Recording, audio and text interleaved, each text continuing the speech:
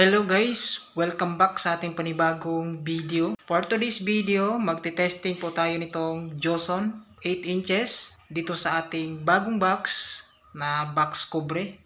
So ito guys, ito yung box na ginawa natin kahapon. So dito natin ikakabit yung ating Joson subwoofer 8 inches. So ito na gamit natin naman rin is ito yung gamit natin, yung mga tira natin sa pagbuo ng mga speaker box. So nakagawa pa tayo ng isang box, no? So ito, next video papakita natin yung sukat nito, overall na sukat. Pero ngayon is iti-testing natin. Kakabit natin dito yung ating Joson subwoofer 8 inches. So ito naman yung speaker natin na Joson subwoofer. So KW 880M na subwoofer. Meron po itong 450 watts peak power. Tapos merong impedance na 8 ohms. So ito guys, dahil 8 ohms per terminal po ito kasi double coil po ito. So isang coil. So gagawin natin dito is parallel. So makikita natin ito yung positive, ito naman yung negative. So ito yung positive, ito yung negative. Yan. So dulo nitong negative, ikabit din natin sa isa pang negative na terminal dito.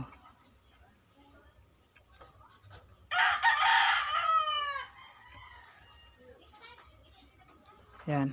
So nakabit na siya. Ito namang positive, kabit din natin dito sa isang positive.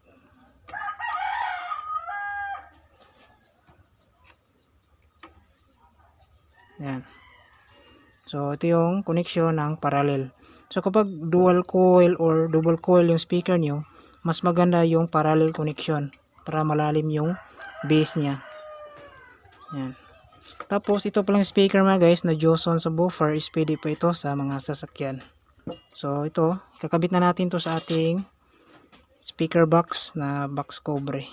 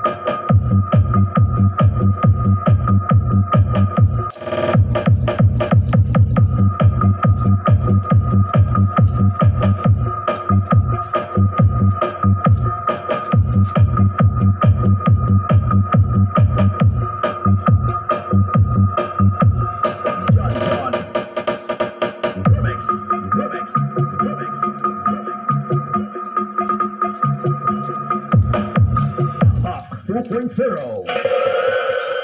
Turn anxiety. This is Valderrama Mini-Set.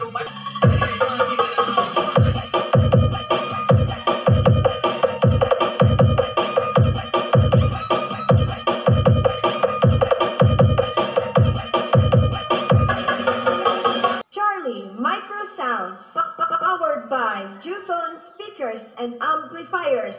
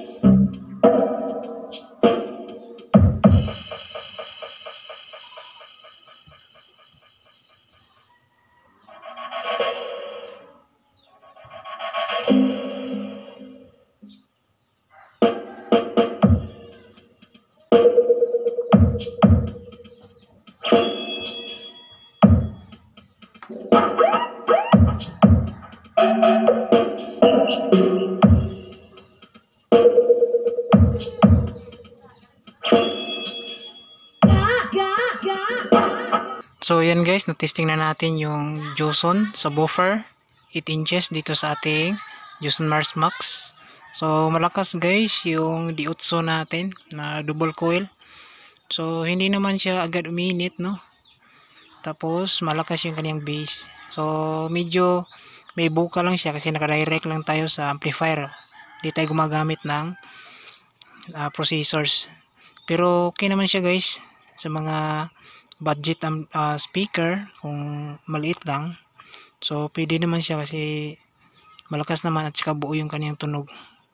So yun lang guys yung video natin ngayon. So abangan yung next video is iharap natin yung mismong speaker. So God bless guys.